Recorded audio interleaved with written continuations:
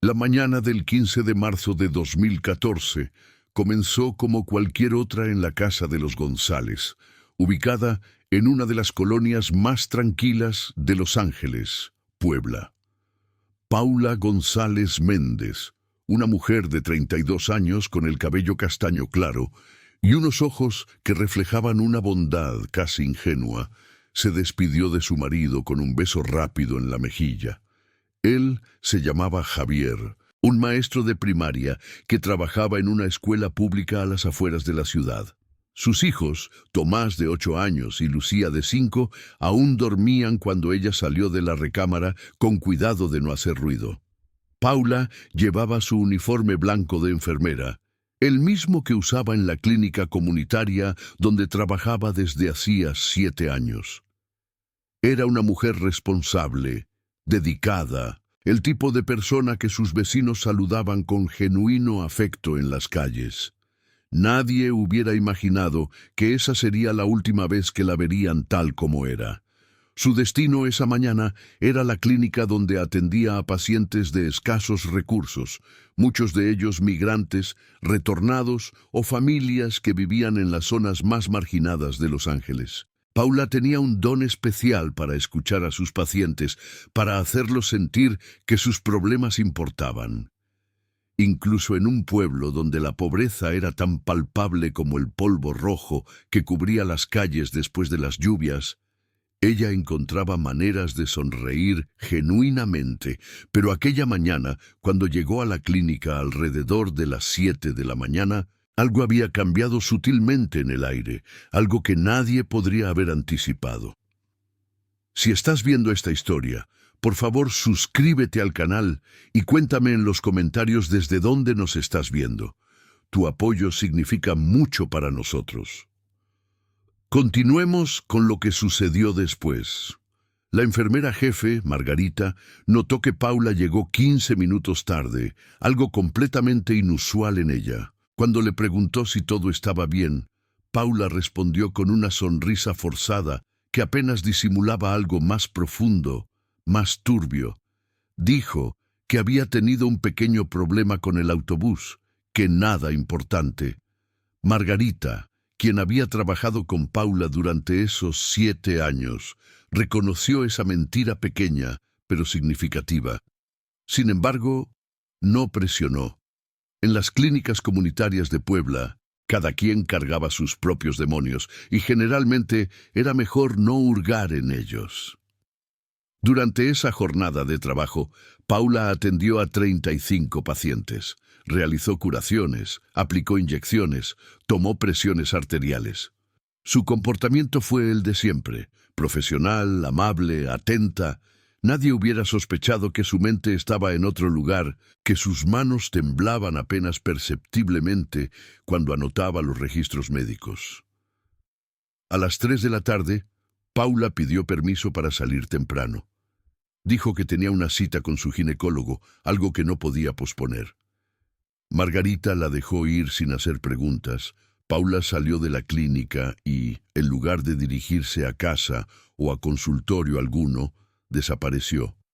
No respondió llamadas de su marido. No llegó a recoger a los niños a la escuela. No dejó mensajes, notas, explicaciones.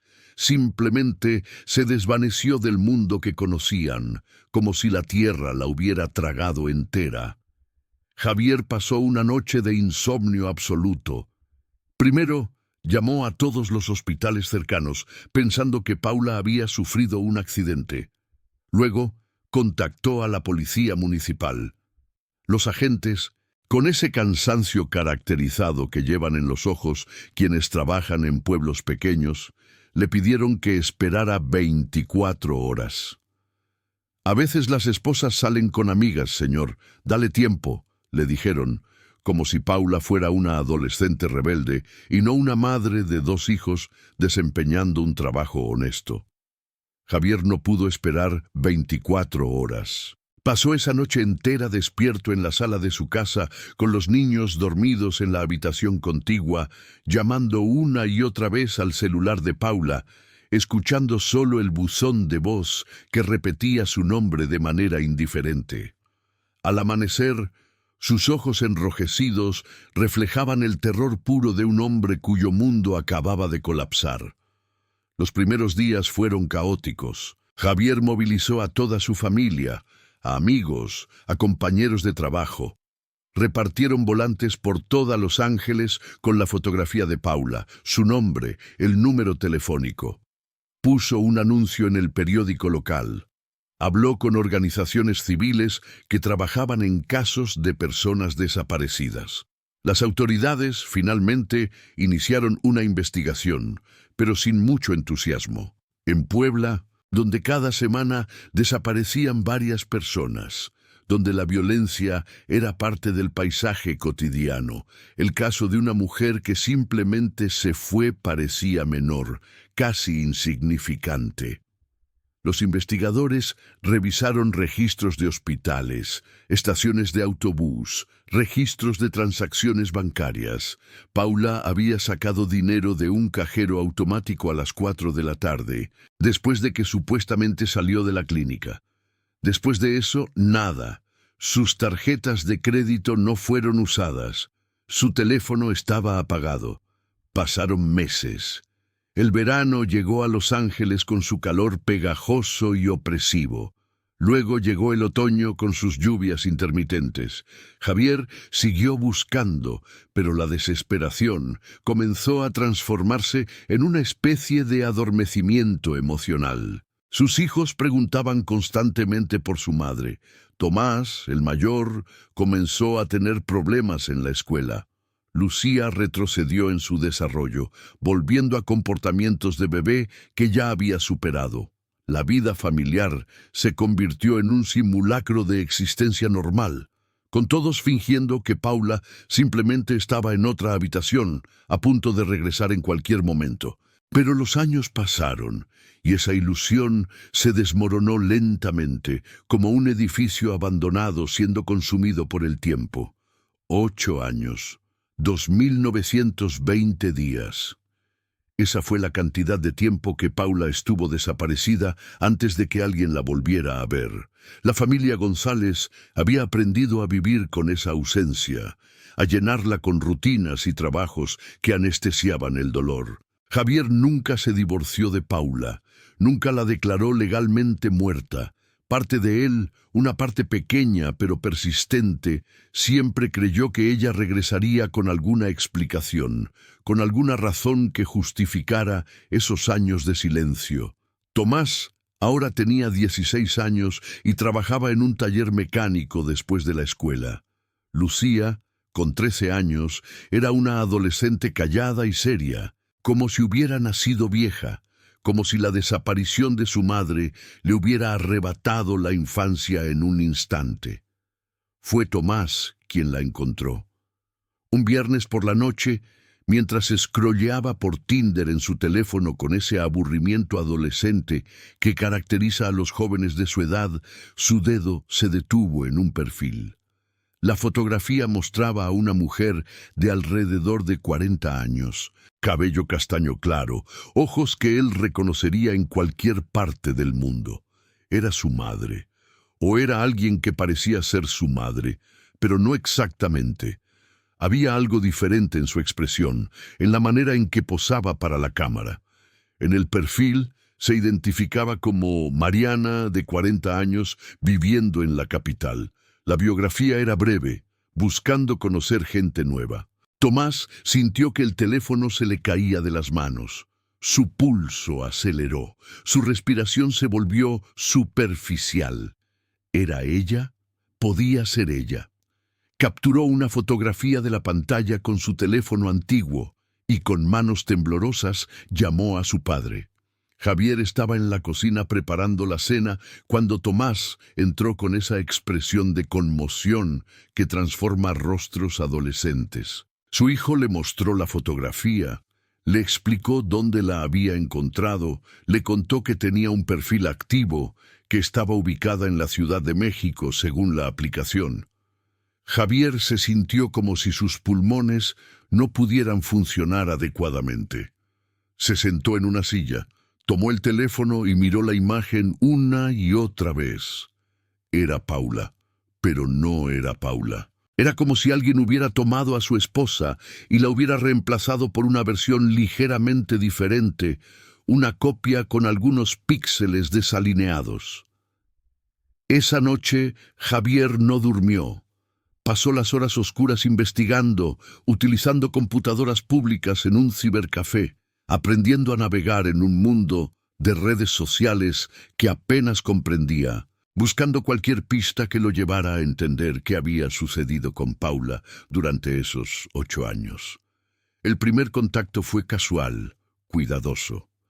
Javier creó un perfil falso en Tinder con la fotografía de un hombre desconocido, una identidad ficticia.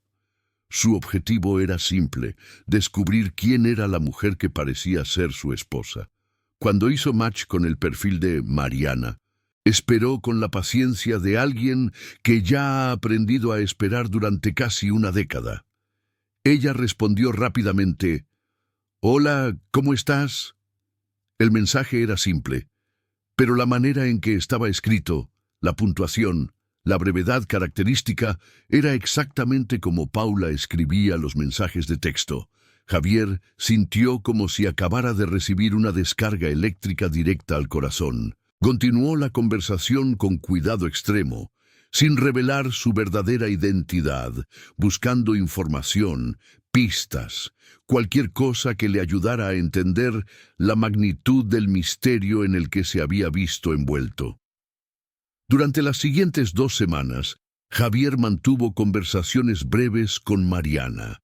Ella parecía ser una mujer educada, amable, pero extremadamente cautelosa. No compartía detalles personales, evitaba preguntas sobre su pasado, desviaba cualquier conversación que se acercara demasiado a la verdad de su identidad. Sin embargo, en momentos aleatorios, decía cosas que solo Paula sabría.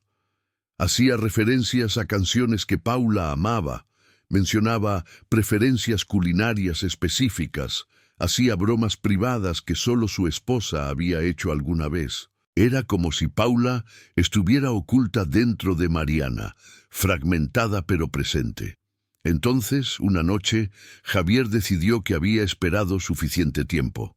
Solicitó una videollamada. Mariana estuvo en línea durante varios minutos. La línea de escribiendo parpadeaba constantemente. Finalmente respondió: «No puedo. Lo siento. No estoy en condiciones de hablar con nadie en video». Fue en ese momento cuando Javier comprendió que esto no era un juego. No era una broma, no era una confusión de identidades. Era su esposa, viva, consciente, pero deliberadamente ocultada. Decidió que era momento de revelar la verdad. Escribió un mensaje largo, explicando quién era realmente, preguntando dónde estaba, implorando una explicación. El teléfono mostró que el mensaje había sido leído. Las horas pasaron, nada. Al día siguiente, cuando Javier verificó la aplicación, el perfil de Mariana había sido eliminado. Desapareció tan completamente como Paula lo había hecho 8 años antes, como si nunca hubiera existido. Pero esta vez, Javier tenía una ventaja que no había tenido antes. Tenía un servidor de Tinder que podría rastrear, tenía autoridades que podrían investigar, tenía evidencia digital de que su esposa estaba viva. Contactó a la Fiscalía especializada en personas desaparecidas con las capturas de pantalla, con toda la información que había recopilado.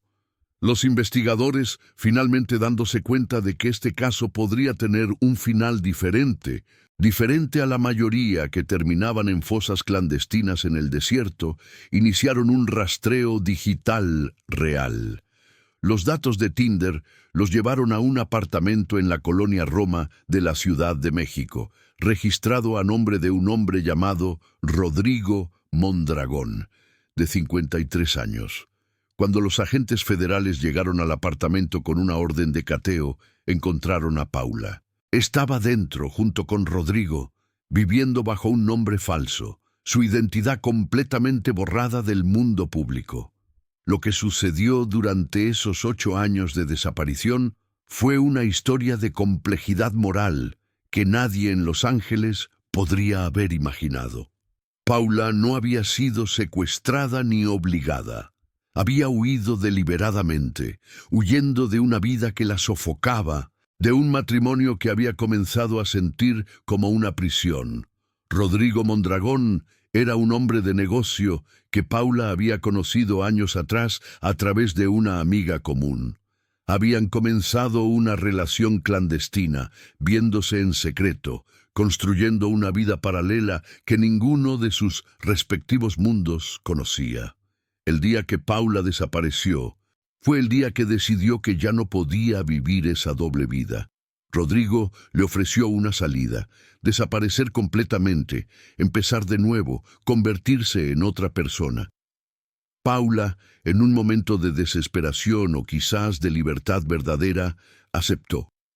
Rodrigo tenía contactos que podían hacer eso posible, documentos falsos, cuentas bancarias nuevas, una existencia completamente separada de la anterior. Lo que nadie en la familia González había sabido era que Paula estaba infeliz. Javier, perdido en su propia vida como maestro, en sus propias inseguridades y rutinas, no había visto las grietas en su matrimonio. Tomás y Lucía no eran responsables de esa infelicidad, pero existían en un matrimonio que se había convertido en un teatro de fingimiento. Paula llevaba una máscara de enfermera bondadosa, de esposa dedicada, de madre amorosa, pero debajo de esa máscara algo se estaba muriendo lentamente. Rodrigo le había ofrecido lo que parecía ser la única salida: desaparición.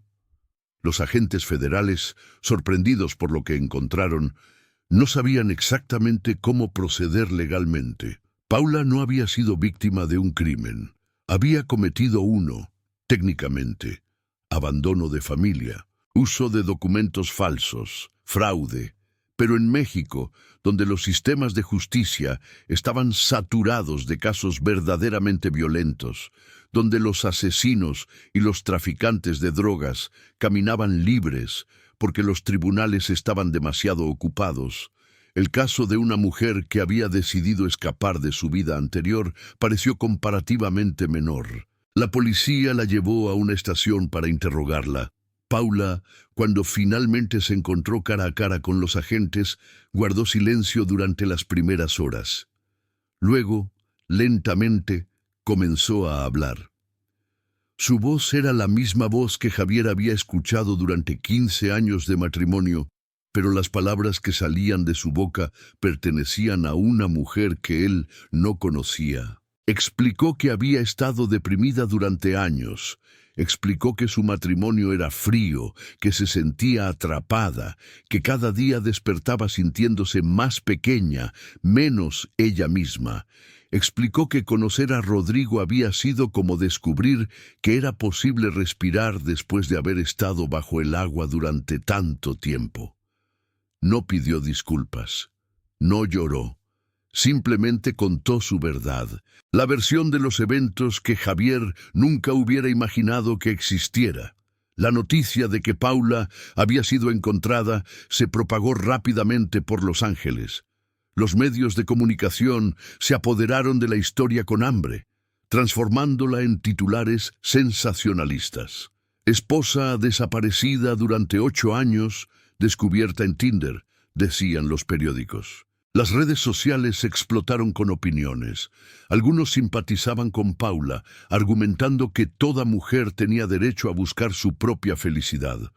Otros la condenaban sin piedad, llamándola egoísta, irresponsable, mala madre. Javier, obligado a enfrentar todo esto mientras intentaba procesar lo que significaba, se encontró a sí mismo atrapado en un purgatorio emocional. Cuando Javier finalmente vio a Paula en la oficina de la Fiscalía con la autorización de los agentes, experimentó una gama completa de emociones en el lapso de segundos. Vio a la mujer que había amado, pero también vio a una extraña. Vio a la madre de sus hijos, pero también vio a alguien que había elegido abandonarlos sin explicación, sin despedida. Paula, al verlo, lloró. Fueron las únicas lágrimas que derramó durante todo el proceso, y cuando las lágrimas vinieron, fueron abundantes, como si 8 años de contención emocional se liberaran de una sola vez. Lo siento, fue todo lo que pudo decir. Lo siento tanto. Pero ambos sabían que lo siento, aunque sincero, no podía deshacer lo que se había hecho, no podía recuperar el tiempo perdido. No podía sanar los corazones quebrados de 2 niños que habían aprendido a vivir sin su madre.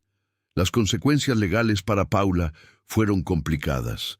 Fue acusada de varios delitos menores, pero dado su buen historial y la naturaleza peculiar del caso, se le permitió una libertad condicional.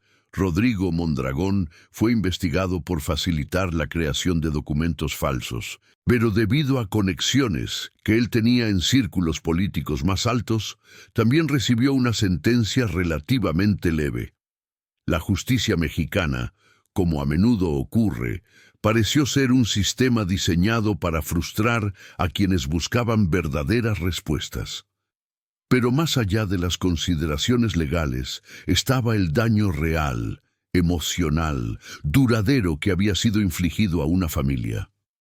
Tomás, cuando supo la verdad sobre su madre, experimentó una rabia que no sabía que era posible sentir.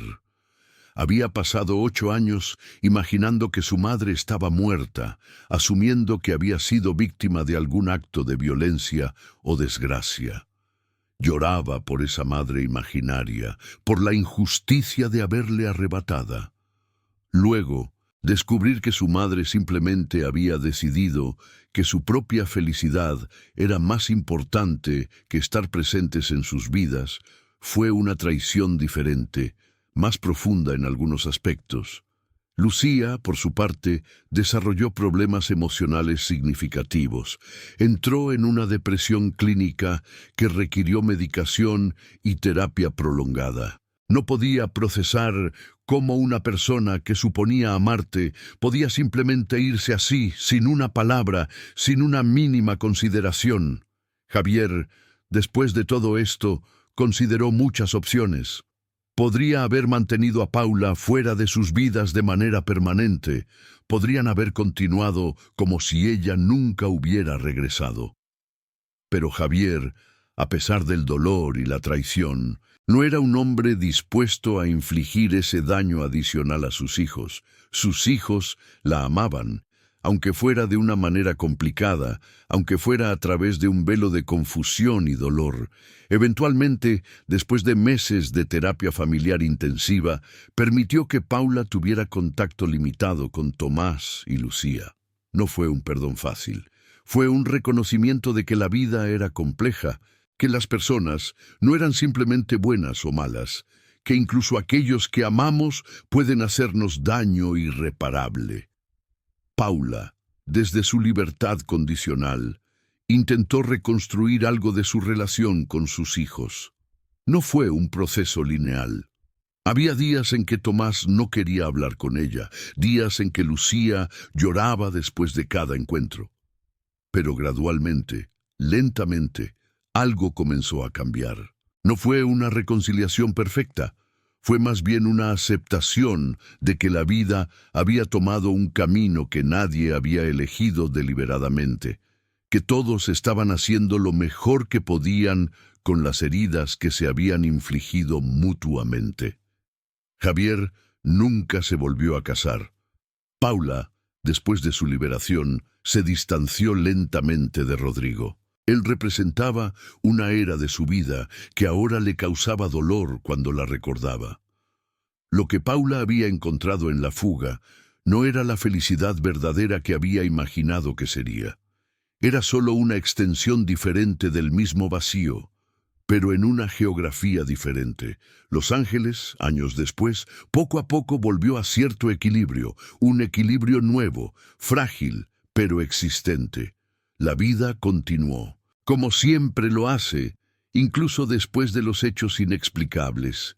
Y así, el caso de Paula González, la mujer que desapareció en 2014 y fue encontrada en Tinder 8 años después, se convirtió en una lección sobre las complejidades del corazón humano, sobre las decisiones que tomamos en momentos de desesperación y sobre cómo las consecuencias de esas decisiones pueden resonar a través de generaciones. Su historia no tenía un final feliz en el sentido tradicional, pero tenía un final real, un final que hablaba de la resiliencia humana, del perdón, aunque fuera incompleto, y de la capacidad de seguir adelante incluso cuando todo ha sido destrozado.